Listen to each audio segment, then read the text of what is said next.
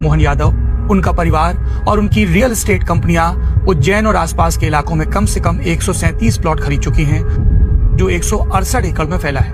Indian express की पड़ताल में पता चलता है कि ये प्लॉट उन इलाकों में हैं जिन्हें शहरीकरण का सबसे ज्यादा फायदा मिला है। इंडियन एक्सप्रेस की इन्वेस्टिगेशन के इस खास वीडियो में हम कुछ बिंदुओं पर विस्तृत ढंग से फोकस करने वाले हैं।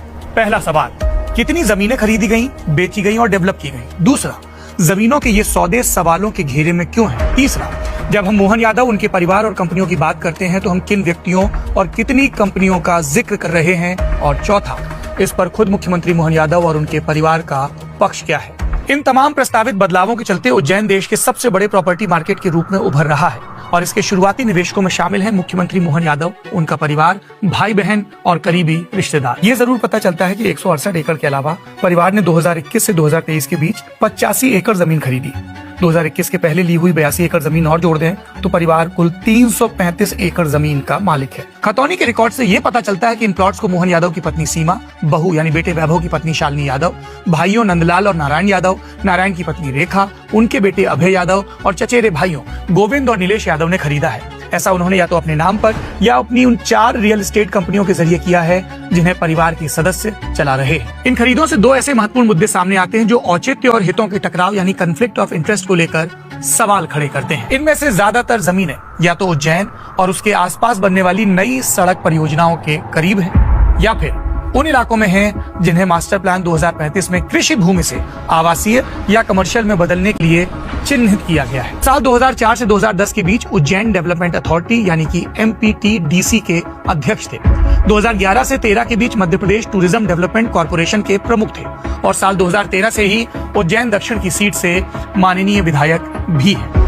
उनके मुख्यमंत्री बनने के बाद की बात करें तो अगले महीने ही यानी जनवरी 2024 से राज्य सरकार ने इन इलाकों में नई सड़कों और हाईवे को बनाने का ऐलान शुरू कर दिया। स्थानीय प्रॉपर्टी डीलरों का कहना है कि भूमि उपयोग में किए गए बदलावों यानी किसानों वाली जमीन को आवासीय और कमर्शियल डेवलपमेंट के लिए खोल देने से ये जमीनें शुरुआती निवेश के लिए बहुत मुफीद हो गई। यादव परिवार के नाम यूं तो पहले से ही बहुत जमीनें थी, लेकिन दिसंबर 2023 यानी उनके मुख्यमंत्री बनने के बाद इसमें भारी बढ़त दिखती है। मसलन मोहन यादव के परिवार के नाम उज्जैन और आसपास के इलाकों में पहले से कम 108 जमीनें थी जो 179 एकड़ में फैली थी। एक्सप्रेस की पड़ताल से पता चलता है इनमें से लगभग 85 एकड़ की जमीन 2021 से 23 के बीच खरीदी गई, जब यादव सूबे के शिक्षा मंत्री थे। उनके मुख्यमंत्री बनने के बाद भी उनके परिवार ने भारी संख्या में जमीनों के टुकड़े खरीदने शुरू कर दिए। ये भूमि खरीद सवालों के घेरे में क्यों है? मुख्यमंत्री बनने के बाद से यादव के परिवार ने जो नई 168 एकड़ की जमीनें खरीदी, इनमें से 111 एकड़ ठीक उन सड़कों से लगी हैं जिन्हें बनाने की घोषणा मुख्यमंत्री यादव ने की। मसलन उज्जैन बड़नगर और उज्जैन इंदौर राजमार्ग के पास बसे गंगेड़ी में परिवार ने अप्रैल 2024 के बाद से 51 एकड़ तक के 38 प्लॉट खरीदे। ऐसा उन्होंने एकाधिक डील्स के जरिए किया।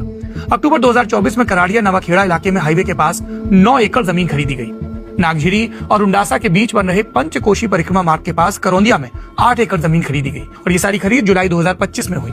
उज्जैन मक्सी रोड, जिसे फिलहाल 4 लेन बनाने पर काम चल रहा है, इसके दक्षिण में जयवंतपुरा में 6 एकड़ के 12 प्लॉट खरीदे गए 2024-25 में।